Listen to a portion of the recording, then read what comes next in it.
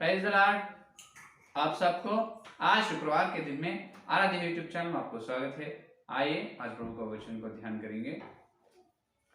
तो कल के संदेश में अपन ये सुने हैं कि आज तक, इसका मतलब गई अभी 92 एपिसोड्स तक क्या सुने हैं अपन, ब्रह्मांड का इतिहास, इसका मतलब भूतकाल में क्या हुआ है का ये देखे हैं कि भविष्य में क्या होने वाला है। भविष्य में क्या होने वाला है वो कल के संदेश में सुने हैं।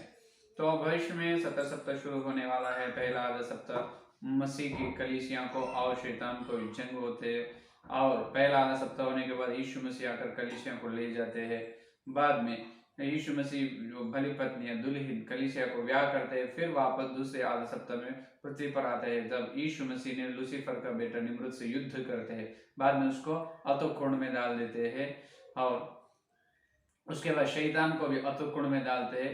लेकिन जो निम्रुद, लूसीफर का बेटा निम्रुद को यीशु मसीह ने जो अधोकुंड में डालकर आग में जला देते हैं, आग के गंधक में डालते हैं। लेकिन लूसीफर को 1000 साल जो अधोकुंड में कारागार में बांध देते हैं। बाद में 1000 साल यीशु मसीह उनका दुल्हन या भली पत्नी यही पृथ्वी पर, यही पंचभूत के बीच में लगभग 1000 साल, 1000 वर्ष महिमा का युग चलाते हैं। वो होने के बाद 1000 साल महिमा युग दिन होने के बाद फिर लूसीफर को परमेश्वर ने छुड़ाते हैं। उन्होंने धरती पर आकर और इस धरती के लोगों से फिर से जो पहले लौटा यीशु मसीह के विरुद्ध जंग करते हैं।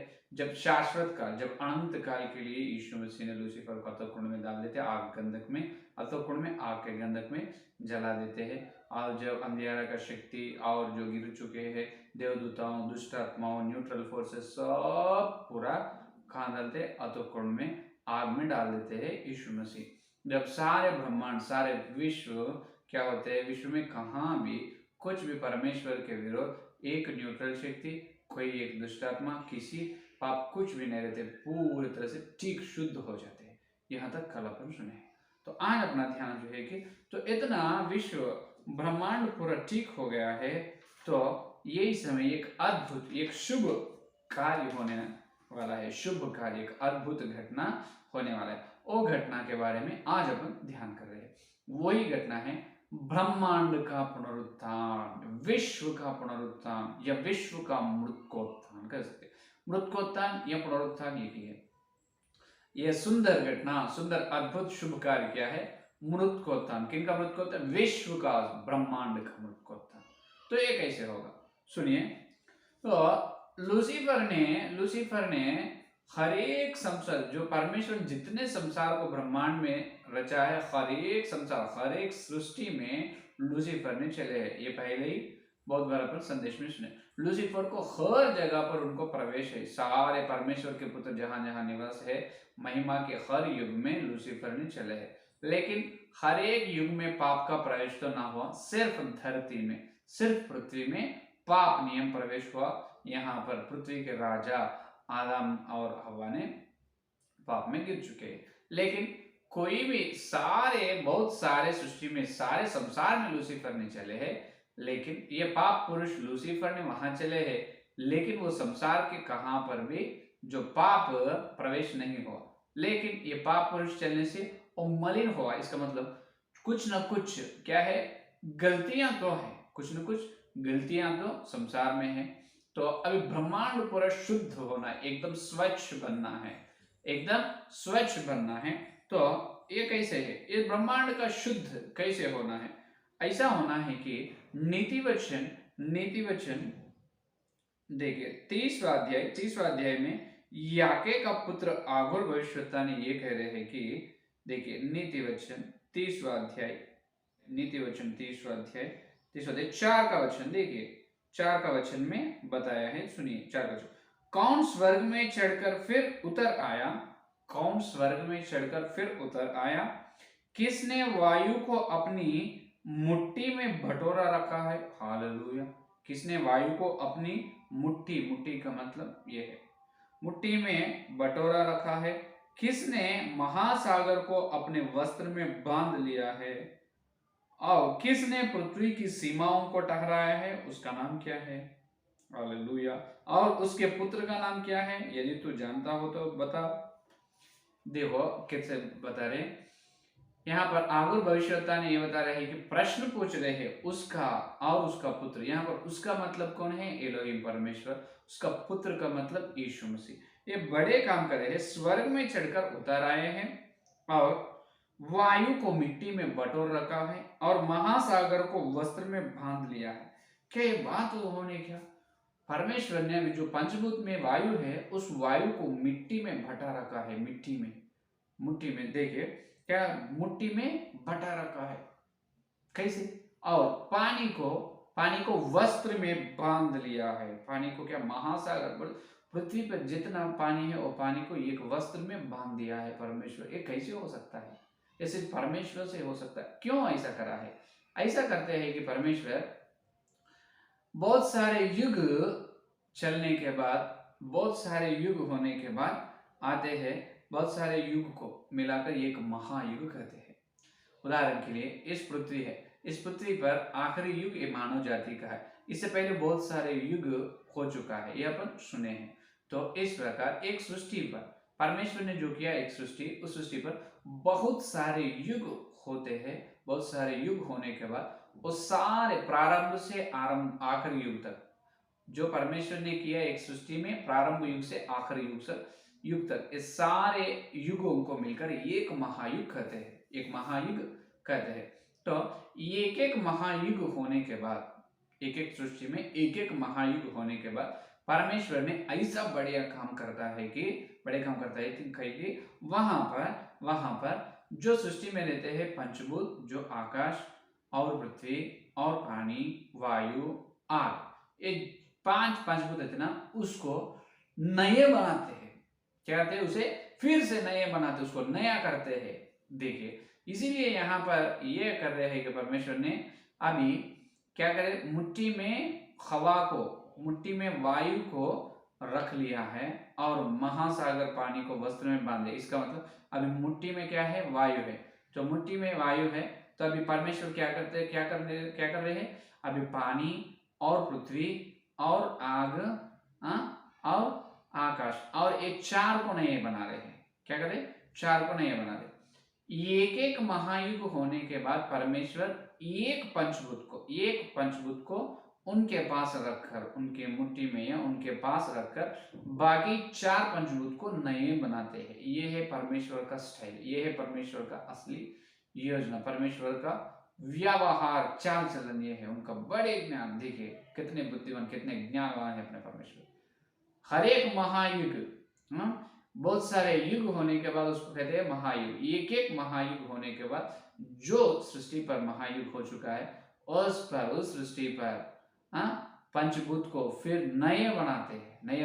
कितने सुंदर अपने व्यक्तित्व है परमेश्वर का। देखिए, तो एक बार अभी हवा को मुट्ठी में रखकर बाकी चार पंचभूत को, पानी, आकाश, पृथ्वी, वायु को, आग को नए बना दे। और एक बार आग को रख लेते हैं, पृथ्वी, पानी और वायु और आकाश को नए बनाते हैं। और एक बार पानी को हाथ में रख लेते हैं, आग, पृथ्वी और पानी, आग, पृथ्वी, आकाश और वायु को नए बनाते हैं। इस प्रकार लेकिन यहाँ पर एक विचित्र बात है। तो ये महायुग में, हर एक महायुग में परमेश्वर जो ये पंचभूत को ऐसा फिर से बनाना, इसका मतलब फिर से क्यों बनाते हैं? इसको कहते हैं जो पुनःस्थिति स्थापन। मत्ती का सुसमाचार 19 अध्याय, देखिए मत्ती का सुसमाचार 19 अध्याय 38 वचन देखिए सॉरी 28 वचन, 19 और 28, 1928 मत्ती सुसमाचार पत्र। देखिए यहाँ पर 28 में यही यहाँ पर ही है। देखिए, मैं तुमसे सच कहता हूँ कि नई उत्पत्ति में जब मनुष्य का पुत्र, नई उत्पत्ति का मतलब फिर से बनाना, जो पुनः स्थिति स्थापन इसको कहते हैं। तो ब्रह्मांड में जो हर एक महायुग में उसका पंचभूत को परमेश्वर क्या करते हैं? एक पंचभूत को उनके पास रखकर बाकी का चार को क्या करते हैं? नए बनाते हैं, नए करते हैं। इसको कह रहे हैं कि नई उत्पत्ति। क्या कहते? नई उत्पत्ति ब्रह्मांड में। लेकिन हर एक महायुग में एक पंचभूत को परमेश्वर उनके पास रखकर चार को नया बनाते हैं। लेकिन अभी मसीह उनकी दुल्हन के द्वारा इस पृथ्वी पर 1000 वर्ष महिमा, युग, महिमा, दिन गुजरने के बाद, महिमा का साल, 1000 वर्ष साल होने के बाद इस पृथ्वी का सारे पंचभूत को नए बना रहे हैं। हालेलुया। देखिए, हर एक महायुग में उस सृष्टि के पंचभूतों में एक पंचभूत को परमेश्वर उनके पास रख के बाकी 4 पंचभूत को क्या कर रहे हैं, नए बना रहे। लेकिन ये धरती पर पूरे 5 को, अभी मसीह के हाथ में कुछ भी नहीं, उनके पास एक पंचभूत भी नहीं, सारी पूरा 5 पंचभूत को नए बना रहे। हालेलुया। ये बात है प्रकाशित वाक्य 21 अध्याय 5वें वचन में यही बात लिखा गया है कि देखिए, प्रकाशित वाक्य 21 अध्याय 5वें वचन में देख सकते हैं अपन।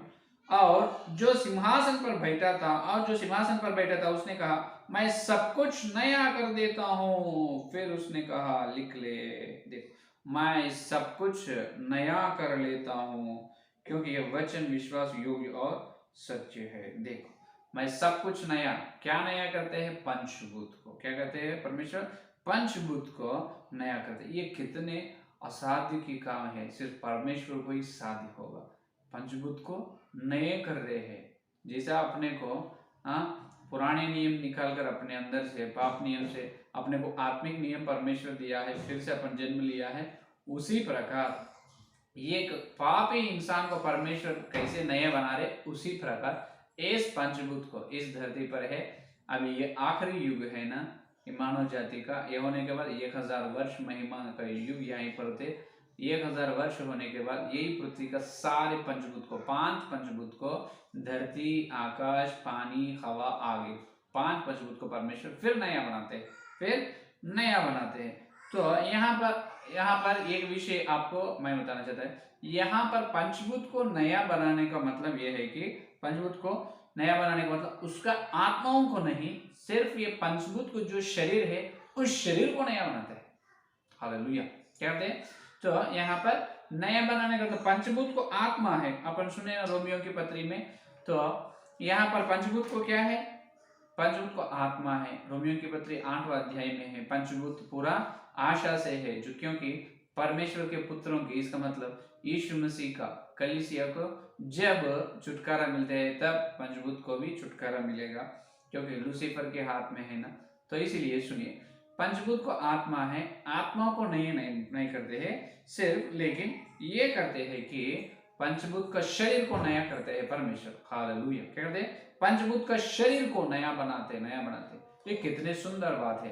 तो इतने खूब सुंदर विषय, इतने श्रेष्ठ कार्य, शुभ कार्य ब्रह्मांड में होने वाला है। Hallelujah, hallelujah. क्या है, इस ब्रह्मांड में, इस सृष्टि का हर एक महायुग होने के बाद परमेश्वर एक पंचभूत को उनके पास रख के बाकी 4 पंचभूत को और फिर से उत्पत्ति कर रहे हैं, नया बना रहे। लेकिन इस संसार जो पृथ्वी विश्व का केंद्र स्थान में है, इस पृथ्वी पर पूरे 5 पंचभूत को 1000 वर्ष दिन होने के बाद पूरे 5 पंचभूत को परमेश्वर ने नया बना रहे हैं। क्या कर रहे, 5 पंचभूत नया बना रहे। क्या उसका शरीर को नया बना रहे, आत्मा को, आत्मा वही रहेगा, आत्मा वही आत्मा रहेगा, लेकिन पंचभूत का जो है उस शरीर को परमेश्वर नया बना रहे। हालेलुया।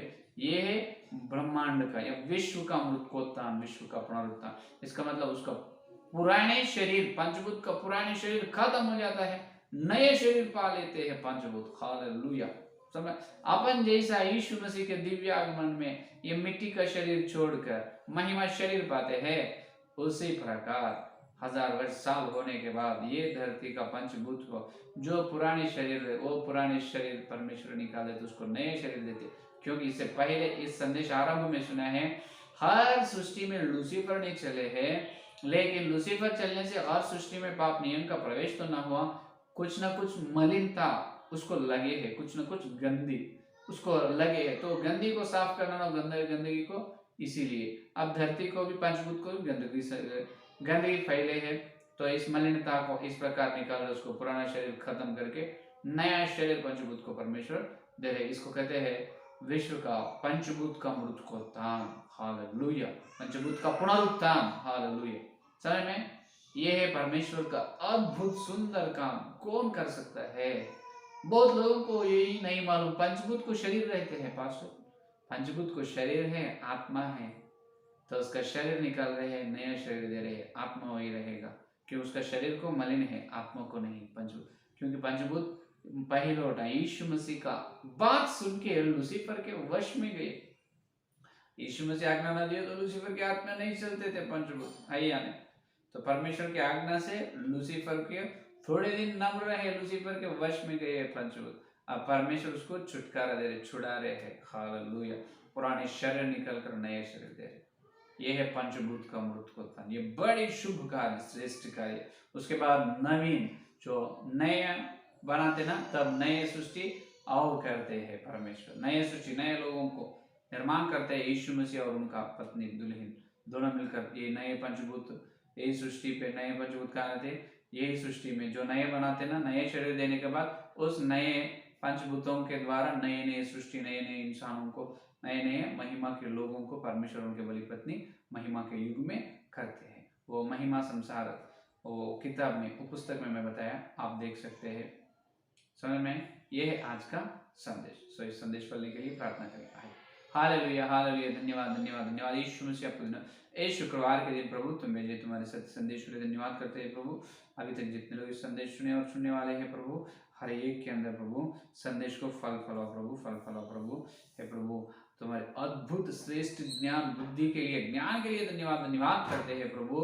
हे प्रभु, अद्भुत रीति से तुम बात करे है इस पंचभूत को। हे प्रभु, ब्रह्मांड को मृत्युत्थान है, पंचभूत को पुनरुत्थान है प्रभु। आपको धन्यवाद, धन्यवाद, धन्यवाद। हमको जैसा पुनरुत्थान है उसी प्रकार पंचभूत को भी अब छुटकारा दे, उनका शरीर को भी नया बना रहे। कितने मार्मिक विषय के लिए धन्यवाद, धन्यवाद, धन्यवाद करते हैं प्रभु। हे प्रभु, तुम्हारी सच्चाई, सत्य वचन के लिए धन्यवाद, धन्यवाद, धन्यवाद। Hallelujah, hallelujah, hallelujah. धन्यवाद करते प्रभु। हर एक के अंदर संदेश फल फलो कल मिलते जब और वचन के गहरे में और श्रेष्ठ विषय और विशेष विषय हम सुनने का अनुग्रह दे प्रभु। इस सारे प्रार्थना को यीशु मसीह के नाम से मांगते हैं पिता।